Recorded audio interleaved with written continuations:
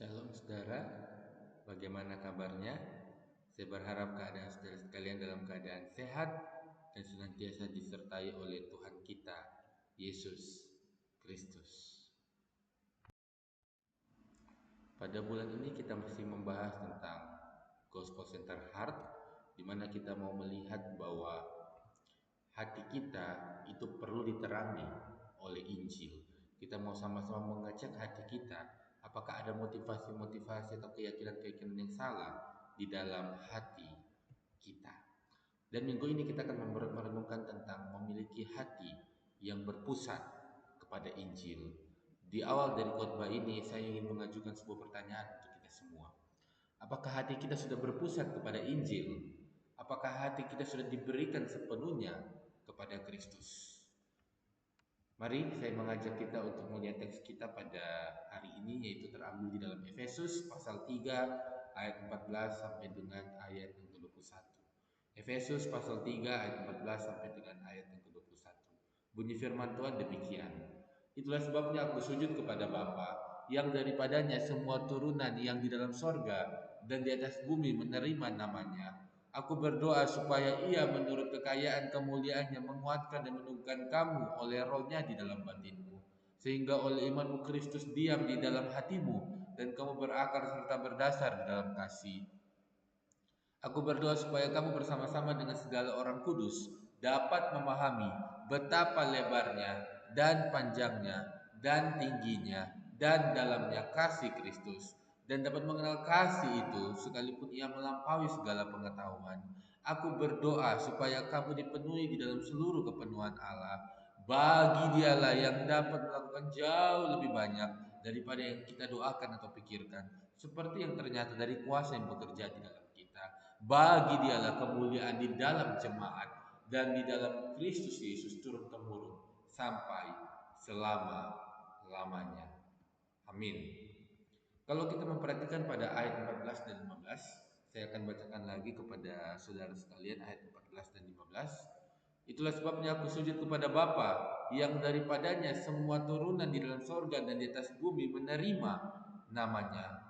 Nah, kalau kita memperhatikan pada ayat 14 dan 15 ini, untuk memahami kedua ayat ini kita perlu membaca ayat-ayat yang sebelumnya, yaitu ayat 1 sampai dengan ayat yang ke-13.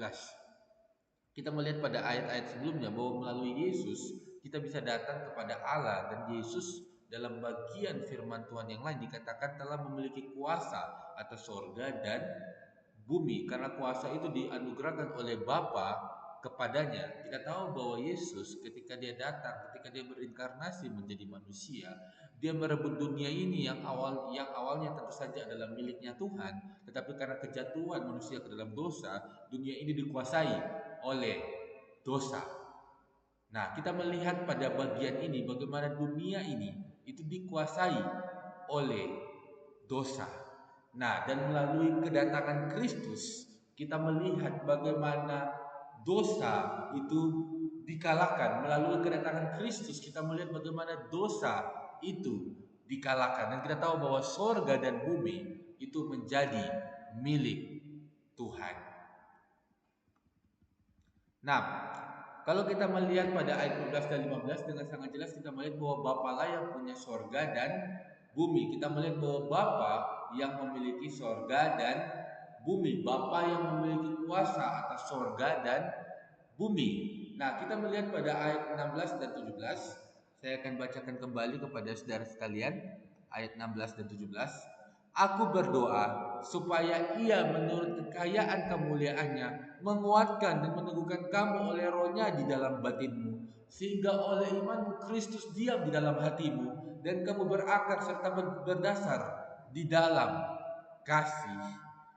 Nah, kalau kita melihat pada ayat 16 dan 17, bahwa Paulus sedang menyampaikan kepada jemaat Efesus bahwa sangat penting Kristus berdiam di dalam dirimu. Tanpa Kristus berdiam di dalam diri seseorang, maka kasih sejati tidak mungkin muncul. Kita bisa menjadikan kasih sebagai landasan di dalam kita melakukan segala sesuatu itu ketika Kristus berdiam di dalam diri kita. Diam di situ saja berbicara mengenai Kristus menetap di dalam kita.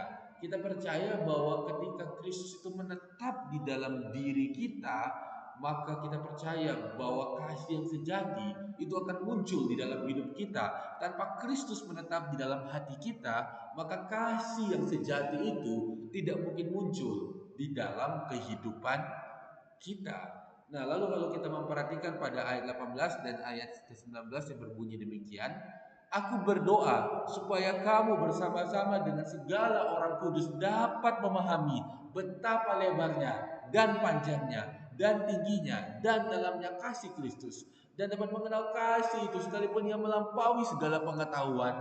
Aku berdoa supaya kamu dipenuhi di dalam seluruh kepenuhan Allah.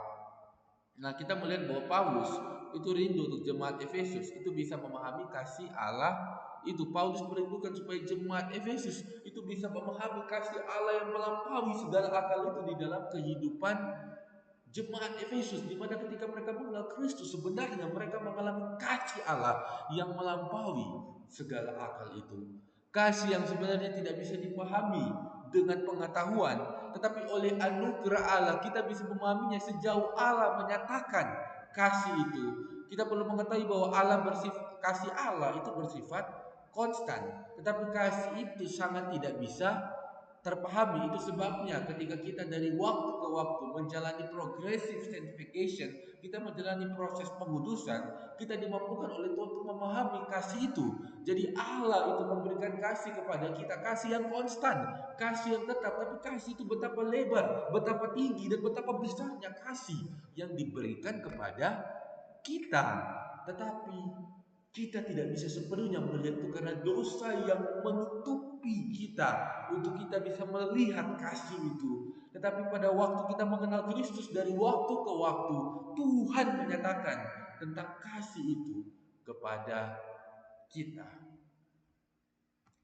Dan pada akhirnya dikatakan di dalam ayat 20 dan 21. Saya akan bacakan kembali untuk saudara sekalian ayat 20 dan 21.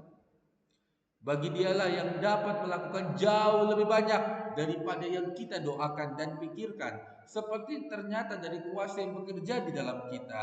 Bagi dialah kemuliaan di dalam jemaat dan di dalam Kristus Yesus turun temurun sampai selama-lamanya. Amin. Nah, kita melihat pada bagian ini bahwa Allah yang menganugerahkan pengetahuan dan pemahaman akan kasih itu kepada kita, membuat kita bersyukur kepadanya, membuat kita bisa berkata soli Deo Gloria kepadanya, membuat kita bisa senantiasa memuliakan Tuhan di dalam kehidupan kita. Kita percaya selalu Tuhan yang memulai, dan kita meresponi kasih itu dengan memberikan pengagungan baginya. Tuhanlah yang memulai, dan pada waktu Tuhan yang telah memulai itu di dalam kehidupan kita, maka kita pun memberikan soli Deo Gloria, kita pun memberikan kemuliaan kepada Tuhan sebagai respon di mana kita telah mengalami kasih yang melampaui segala akal itu di dalam kehidupan kita. Hati yang berpusat kepada Injil hanya akan muncul jika Injil itu menetap di dalam hati kita. Kalau Tuhan tidak pernah memulai, kalau Tuhan tidak pernah menyatakan Injilnya kepada kita, maka semua kepercayaan kita adalah kepercayaan yang palsu. Kenapa? Karena kepercayaan asli hanya bisa timbul karena Injil yang mengubah dan mentransformasi kehidupan kita. Yang menjadi pertanyaan reflektif yang patut kita renungkan di dalam ibadah ini adalah, apakah kita hari ini telah memahami kasih Allah yang melampaui segala akal itu di dalam kehidupan kita?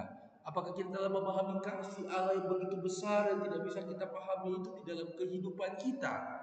Dan yang kedua adalah, apakah hati kita telah dipenuhi oleh Injil Kristus, dan Injil itu telah menggerakkan kita untuk memberikan soli Deo Gloria, untuk memberikan segala kemuliaan hanya bagi Tuhan. Dan apakah kita telah mewujud nyatakan kasih itu kepada sesama kita? Yesus berkata, kasihilah Tuhan Allahmu dengan segenap hatimu, dengan segenap jiwamu, dengan segenap akal budimu, dan dengan segenap kekuatanmu. Dan kasih yang sama dengan itu juga, hukum yang sama dengan itu juga, yaitu kasihilah sesama manusia seperti dirimu sendiri, yang memberitahu kepada kita bahwa kalau Injil itu hidup di dalam hati kita, maka kita memberikan pengagungan kepada Tuhan, tapi di saat yang sama kita juga menyatakan, memberikan kasih kepada sesama kita. Kiranya renungan ini dapat senantiasa menolong kita untuk memahami kasih Allah yang begitu luar biasa itu di dalam kehidupan kita. Amin.